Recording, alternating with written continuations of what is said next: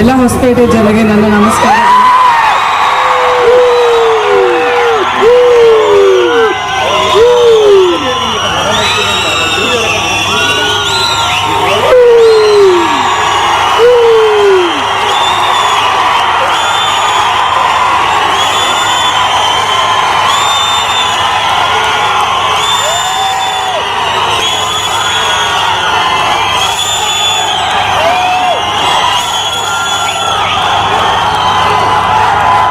ಯುವ ಸಿನಿಮಾ ಹಾಗೂ ಇಡೀ ಚಿತ್ರತಂಡಕ್ಕೆ ಆಲ್ ದಿ ವೆರಿ ಬೆಸ್ಟ್ ಅಂತ ಹೇಳಿ ನಾನು ಮಾತಾಡ್ತೀನಿ.